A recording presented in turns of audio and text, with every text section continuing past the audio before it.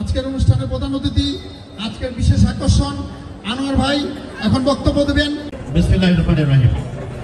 আজকে শীতবাজার থানার অন্তর্গত 25টা ওয়ার্ডের উদ্যোগে আয়োজিত আমাদের ভারপ্রাপ্ত চেয়ারম্যান তারেক রহমানের নির্দেশে এবং আমিনুল হকের নির্দেশে আজকের এই দরিদ্র মানুষের ভিতরে কম্বল অনুষ্ঠানের সম্মানিত সভাপতি, সকল পর্যায়ের নেতৃবৃন্দ, এমনিতেই সকলে যে বক্তব্য দিচ্ছে তারপর আমার তেমন বক্তব্য দেওয়া নাই। আমি শুধু কয়েকটি কথা বলতে চাই।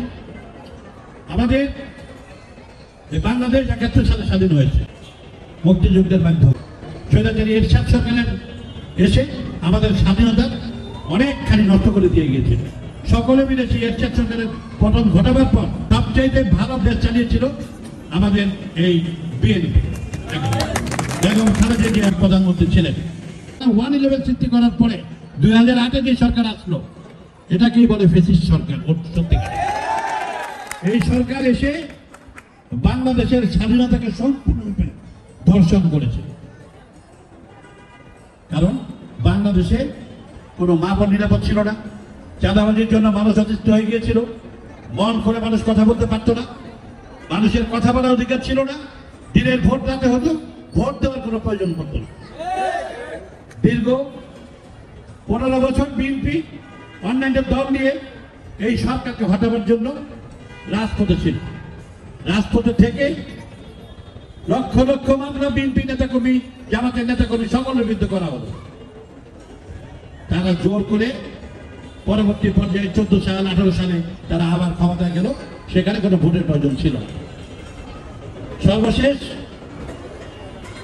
আল্লাহর রহমতে বৈষম্য বিরোধী তাদের উদ্যোগ, মানে আমি বলবো 15 বছরে এই সরকারকে দুর্বল করেছে কারা? বিএনপি সহ অন্যান্য দল। সর্বশেষ আমি বৈষম্য বিরোধী তাদেরকে ছোট করতে চাই না। তাদের উদ্যোগে আল্লাহর তরফ থেকেই বিএনপির নেতৃত্বে সারা বাংলাদেশের মানুষ নেমে এই হাসিনা সরকারকে নামিয়ে, যেই হাসিনা গর্ব করে বলতো খালেদাকে সেতুতে, পদ্মা সেতু থেকে টুক করে ফেলে দিবে, ইউনুসকে টুক করে ফেলে দিবে এবং হাসিনা বাংলাদেশ থেকে কোনোদিন পলায়ন করবে, সেই হাসিনা মানুষের সামনে দিয়ে হেলিকপ্টারের মাধ্যমে যেভাবে পালিয়েছে সারা বাংলাদেশের মানুষ তা প্রত্যক্ষ করে। তাই বলি, দেশটাকে দ্বিতীয়বার আমরা স্বাধীন করেছি, ভবিষ্যতে যেন আর নতুন করে দেশটাকে স্বাধীন করতে না হয়, সেজন্য সবচাইতে প্রয়োজন একটি সুষ্ঠু নির্বাচনের মাধ্যমে বিএনপিকে ক্ষমতায় এনে আমাদের ভারপ্রাপ্ত চেয়ারম্যান তারেক রহমানকে প্রধানমন্ত্রী করা। বাংলাদেশের কোনো বিকল্প নাই।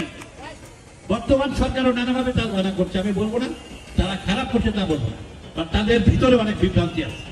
আমাদের রাজপথে থাকতে হবে, রাজপথে সবসময় সজাগ থাকতে হবে। সেজন্যই বিভিন্ন প্রোগ্রামের মাধ্যমে আমরা সজাগ সযুক্ত থাকি। বিএনপি প্রমাণ করতে পারে 1 ঘন্টার নোটিশে যে কোনো পরিস্থিতির মোকাবেলা করার মতো সারা বাংলাদেশে। আপনারা সেই প্রস্তুত থাকবেন। আর দুটি কথা বলবো এলাকা ভিত্তিক, আগের সরকারগুলো যা করেছে আমরা যদি তাই করি তো জনগণ আমাদেরকে ধিক্কার দেবে। প্রতিটা এলাকায় অনুপ্রবেশকারীদের ব্যাপারে সতর্ক থাকতে হবে। আমি আপনাদের কথা দিতে চাই, আমাদের সামনের কোনো কমিটিতে কোনো অনুপ্রবেশকারী যদি অনুপ্রবেশকারীদের কেউ তদবির করে তার উপর থাকবে।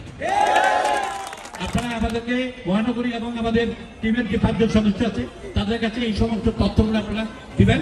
এই তথ্যগুলো যাচাই বাছাই করে আন্দোলন সংগ্রামে এরা প্রত্যেকেই ছিল, আমাদের সবার কাছে তথ্য আছে, যার যার যোগ্যতা অনুযায়ী ইনশাল্লাহ আমরা মূল্যায়ন করব।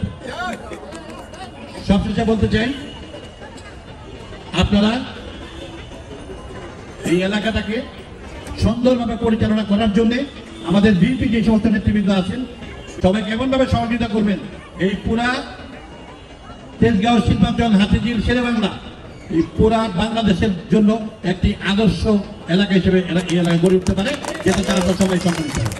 আমাদের আগামী দিনের প্রতিশ্রুতি এটাই হোক, মাদক মুক্ত, সন্ত্রাস মুক্ত, অন্যায় যাতে আমাদের এলাকায় না হয় এবং একটি সুষ্ঠু ভোট গণতান্ত্রিক পদ্ধতিতে আসবে, যে এই ভোটের মাধ্যমে নির্বাচন হবে, ইনশাআল্লাহ তারেক রহমানের নেতৃত্বে বিএনপি ক্ষমতা যাবে, এই আশা করে আপনাদের সকলকে ধন্যবাদ দিই। এবং আপনাদেরকে ধন্যবাদ দেই, এই ওয়ার্ড আজকে অত্যন্ত সুশৃঙ্খল একটি প্রোগ্রাম করেছে, এই জন্য সবাইকে ধন্যবাদ দিই। ইনশাআল্লাহ শেষটা আপনারা সুশৃঙ্খলভাবে করবেন, তাহলেই সবাই খুশি হবে। আপনাদের সকলকে ধন্যবাদ। বিএনপি জিন্দাবাদ, জিন্দাবাদ, তারেক রহমান জিন্দাবাদ, শহীদ রাষ্ট্রপতি জিয়া রহমান অমর হোক। আপনাদের সকলকে ধন্যবাদ। কম্বলের ব্যবস্থা করা হয়েছে, সেই কম্বলগুলি আপনারা নিয়ে যাবেন, একজন একজন করে আসবেন। কাউকে দেওয়া হবে না। হ্যাঁ, টোকেন টোকেন দেন, টোকেনগুলি ফেলে দেন, টোকেনগুলি রাখেন, মহিলা টোকেন ছাড়া কাউকে দেওয়া হবে না। টোকেন করি, টোকেন করি।